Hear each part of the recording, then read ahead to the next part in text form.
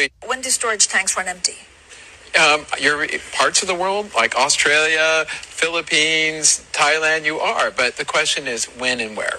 I still say that with you, it's going to be, sometime in the month of May that you're going to end up with Europe hitting tank bottoms. And in the U.S., it's somewhere in that July 4th time period.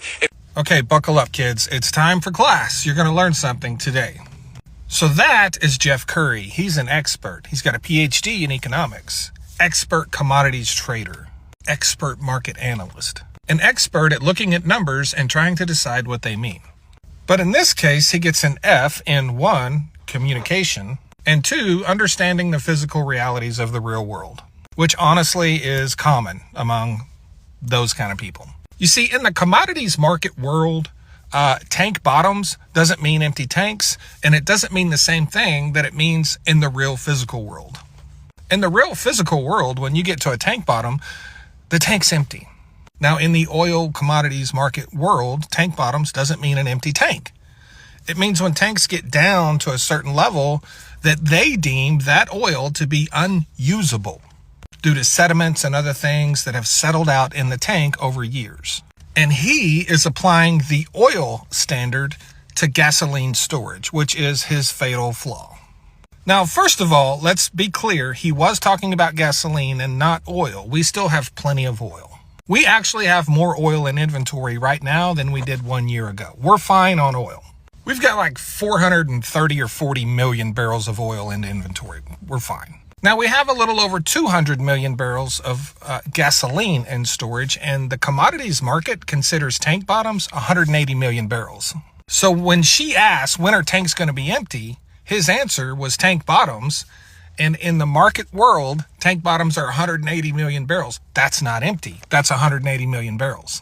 But what he doesn't know, because he's a numbers guy, is that gasoline is clean. It doesn't have all of that dirt and sediment and sludge that oil does. It's been refined. It's clean. So you can't apply the oil tank bottoms standard to gasoline tanks.